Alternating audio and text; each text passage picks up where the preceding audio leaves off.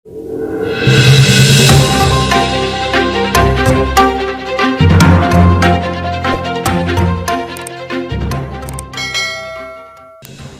में चुनावी साल है। बिहार की सभी पार्टियां लगभग चुनाव की तैयारी में लग चुकी हैं। आज हमारे खास कार्यक्रम, खास मुलाकात में आज एक ऐसे शख्स मौजूद हैं जो बहुत ही कम दिनों में पूरे बिहार में अपनी एक अलग पहचान बनाई है। वह शख्स है ढाका विधानसभा से पूर्व प्रत्याशी रामपुकार सिन्हा।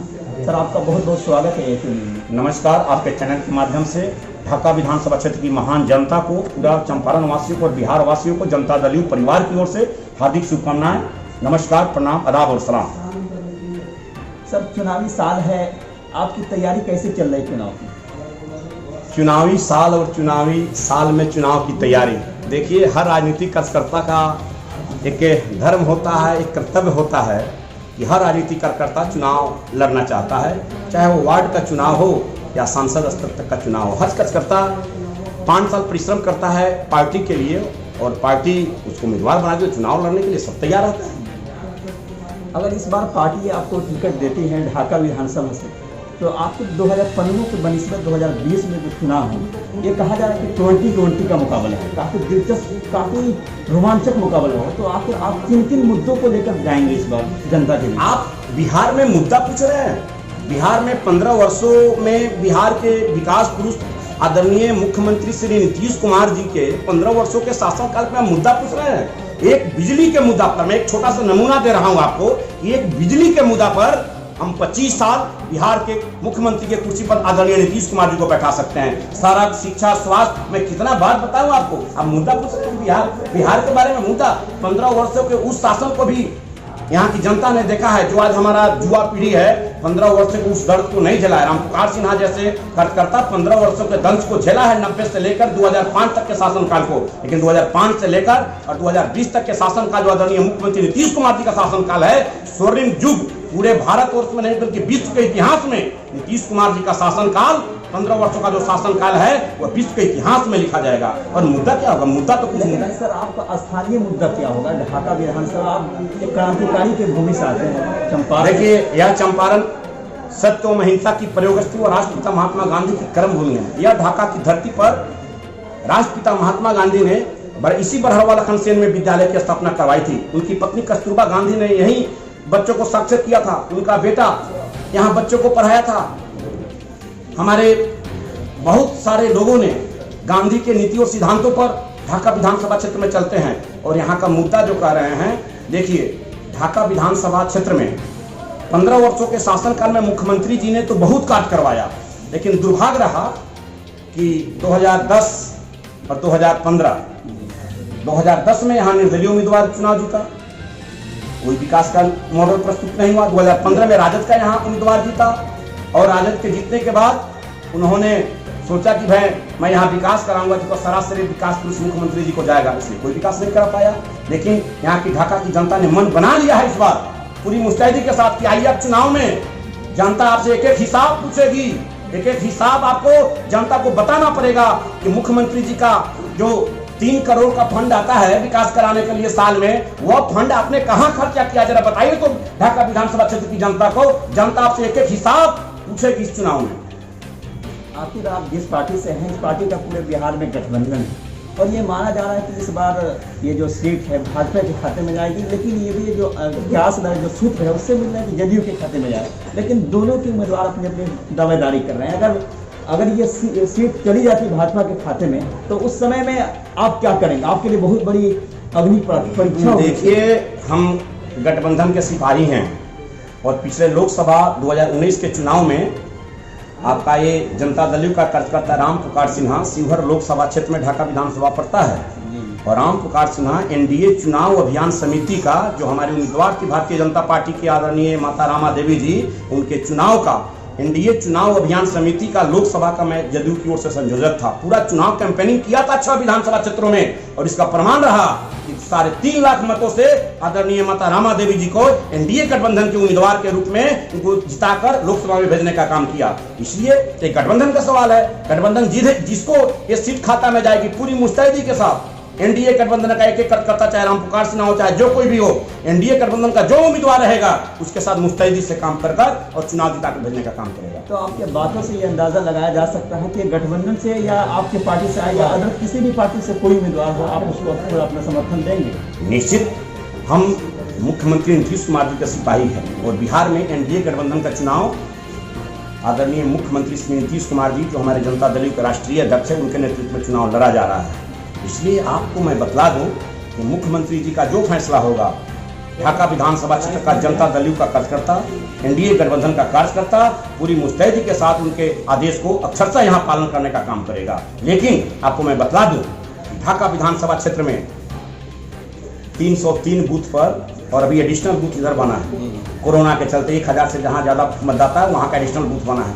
सभी बूथों पर बूथ अध्यक्ष सचिव, सभी पंचायतों में पंचायत अध्यक्ष, जनता दल के सभी प्रकोष्ठों का पंचायत अध्यक्ष, ढाका विधानसभा क्षेत्र में वार्ड से लेकर राष्ट्रीय स्तर के तमाम पदाधिकारी, एमएलसी से लेकर हमारे जिला अध्यक्ष, संगठन प्रभारी, क्षेत्रीय प्रभारी पूरी मुस्तैदी के साथ ढाका विधानसभा क्षेत्र में, उनके साथ रामपुकार सिन्हा जनता दल का राज्य परिषद का सदस्य ढाका विधानसभा क्षेत्र का और जनता दल किसान प्रकोष्ठ का जिला अध्यक्ष पूरी मुस्तैदी के साथ काम कर रहा है। और काम का यह प्रतिफल है कि ढाका विधानसभा क्षेत्र में जनता दल का परचम गांव-गांव, गली-गली में लहरा रहा है। 2020 फिर से नीतीश, यह चल रहा है पूरी चर्चा।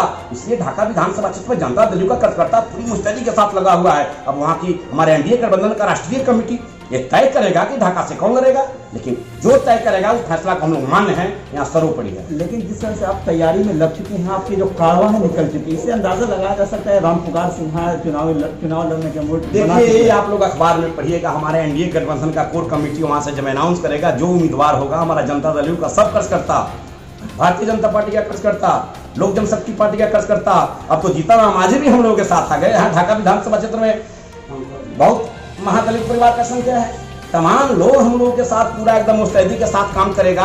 और जो व्यक्ति यहाँ एनडीए का उम्मीदवार बनकर आएगा, चाहे जिस पार्टी का हो, उसके साथ पूरा एनडीए गठबंधन पूरी मुस्तैदी के साथ इस बार 5 वर्षों के शासनकाल का एक एक हिसाब मांगेगी। यहाँ का कार्यकर्ता बहुत ठगाया है, बहुत फरेबी और जाल और मायावी में फंसा हुआ है। यहाँ की जनता 5 वर्षों के शासन को देखा है। आपको अगर जनप्रतिनिधि कोई जनता चुनती है बहुत आशा और उत्साह के साथ, लेकिन वह जनप्रतिनिधि जनता के मंसूबों पर खड़ा नहीं होता है, तो वैसे जनप्रतिनिधि को राजनीति करने का कोई अधिकार नहीं है। मैं कहना चाहता हूँ कि अब वंशवाद की परंपरा चली गई, अब राजनीति में अपराधीकरण का परंपरा चला गया।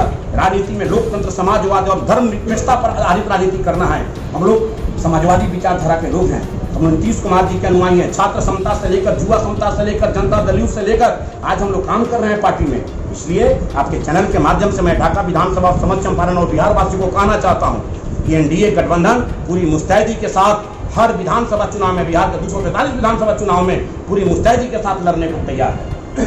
सर, हम आपसे बात करना चाहेंगे कि आपकी विधानसभा में फुलवरिया घाट पर आपकी सरकार भी है और नीतीश जी पुल पुलिया का बहुत सारा काम कर रहे हैं, लेकिन क्या वजह थी, क्या आपने कोशिश नहीं की कि फुलवरिया घाट बनाया जाए? अगर आपको पार्टी टिकट देती है, विधानसभा जाते हैं, तो क्या आपकी पहली प्राथमिकता होगी कि फुलवरिया घाट को बनाया जाए? आप चैनल के लोग हैं, मीडिया से जुड़े हुए लोग हैं। संजोग है कि रामपुकार सिन्हा भी पत्रकारिता से राजनीति में आया हुआ है।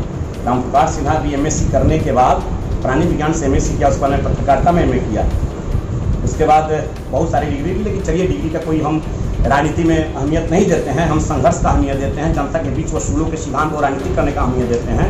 देखिए, आप फुलवरिया घाट के पुल का जो चर्चा किए हैं, फुलवरिया घाट पुल वाकई में मेरे ढाका विधानसभा क्षेत्र के लिए अभी तक नहीं बनना बहुत शर्मनाक बात है। लेकिन आपको मालूम होना चाहिए कि जब हमारे बिहार के विकास मुख्यमंत्री नीतीश कुमार जी जल जीवन हरियाली अभियान में जब मोतिहारी की धरती पर आए थे और हम लोगों से मिले थे, हमारे सभी कार्यकर्ताओं से, तो अपने लेटर पैड पर मैंने रिटर्न दिया था। हमारे किसान प्रकोष्ठ यहाँ के प्रखंड अध्यक्ष अशोक कुमार सिंह मेरे साथ गए थे वहाँ मुख्यमंत्री जी को। जब मैं दिया उनको लेटर पैड, तो बोले कि अच्छा रामपुकार बताओ कि क्या उसका स्थिति है। तो मैंने उसकी स्थिति देखी, सर पूरा पिलर खड़ा हुआ है, अप्रोच रोड नहीं है और उस पर स्लैब नहीं है। उन्होंने तुरंत अपने पीओ को दिए और मुख्यमंत्री जी जब चंपारण के कार्यकर्ताओं से वर्चुअल रैली संबोधन किए, तो उन्होंने केसरिया के 70 घाट पुल का उन्होंने जिक्र किया और ढाका का फुलवरिया घाट का जिक्र का पुल किया। और उन्होंने कहा कि चंपारण सीमा से सटा हुआ 77.कुछ किलोमीटर है जो फुलवरिया घाट से शुरू हो रहा है।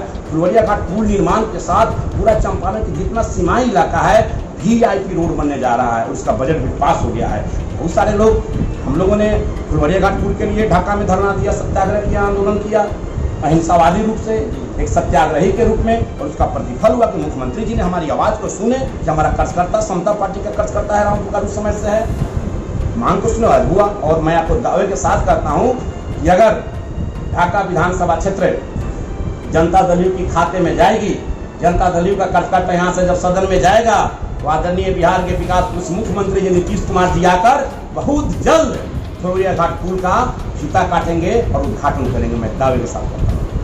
आपने अपनी जो एक अलग पहचान बनाई है, निर्दलीय प्रत्याशी होने के बावजूद आपने 20,000 से अधिक मत प्राप्त किया था। आपको क्या लगता है कि आपके राजनीति का सबसे बड़ा टर्निंग पॉइंट यही है? देखिए, मैं किसान परिवार से आता हूँ और किसान का बेटा राजनीति कैसे करता है, जब ग्राम देखा तो मेरी नौकरी को छोड़कर राजनीति आया हूँ। जनता दल का एक कार्यकर्ता राजनीति में आकर, पर यहाँ ढाका की जनता ने जो मेरा मान सम्मान रखा, आज उसका प्रतिफल है जनता दल का परचम ढाका विधानसभा क्षेत्र में लहरने जा रहा है। और मुख्यमंत्री नीतीश कुमार जी बहुत अच्छे लोग हैं, एक कार्यकर्ता के दर्द को समझते हैं। और इस बार ढाका विधानसभा क्षेत्र में जो ढाका की विगत विधानसभा चुनाव में एक तरफ एनडीए एक तरफ महागठबंधन की लड़ाई में रामपुकार सिन्हा जैसे कार्यकर्ता को 21,000 से ज्यादा मत, और मेरा तो नोटा में वोट चला गया लगभग 5,000, सबसे मैं नीचे था। लोग कहता था कि रामपुकार जी सबसे नीचे हैं। मेरा वोट ढाका की जनता ने 26-27,000 वोट मुझे दिया, एक दो लहर में एनडीए और महागठबंधन के बीच में। लेकिन ढाका की जनता ने जो मेरा मान सम्मान रखा है, ढाका की जनता को मैं अपने सर पे उनका इज्जत हमेशा के लिए रखूंगा। और मिशन 2020 में रामपुकार सिन्हा जैसे एक साधारण कार्यकर्ता नीतीश कुमार के सपना को साकार करने का काम करेगा। आपको लगता है कि इस बार पार्टी आपको हर हाल में टिकट देकर ही रहेगी? जिस तरह आपने एक अपना अलग पहचान बना ली निर्दलीय प्रत्याशी होने के नाते, एक निर्दलीय प्रत्याशी को 20,000 से अधिक मत प्राप्त होना किसी भी प्रत्याशी के लिए गौरव की बात होती है। देखिए, मैं मुख्यमंत्री जी के प्रति बहुत सच्चा दिल से उनके प्रति आभार व्यक्त करता हूँ। और मुख्यमंत्री जी एक साधारण कार्यकर्ता को भी पहचानते हैं। आप एग्जाम्पल देखिए, भीषण सहनी जी हम लोग के साथ बैठने वाले दरी पर, हम लोग जब चले थे विधानसभा सम्मेलन में, चले थे सदस्यता अभियान में, तो हम और भीषण सहनी जी दरी पर सो जाते थे। और आज वैसे कार्यकर्ता को MLC बनाए हैं। इसलिए मुझे पूरा विश्वास है कि मुख्यमंत्री जी जमीनी कार्यकर्ताओं को तलाशते हैं। मुख्यमंत्री जी अच्छे चरित्र और संस्कार वाले कार्यकर्ताओं को उम्मीदवार बनाते हैं। अगर उनके कसौटी पर अगर रामपुकार सिन्हा उतरेगा तो मुझे जैसा आदेश देंगे, रामपुकार सिन्हा उनके आदेश को उनके चरणों में अपना सर अर्पित करेगा। आपके चैनल के माध्यम से जितने भी मेरे श्रोता हैं, और थोड़ा आपके चैनल में मैं भावुक हो गया हूँ, इसलिए एक किसान का बेटा राजनीति करता है तो उसको क्या दर्द होता है, आज भावना आ गई है। मैं सभी श्रोताओं को आपके चैनल के माध्यम से प्रणाम, नमस्कार, जय हिंद, जय बिहार, जय जदयू, जय नीतीश।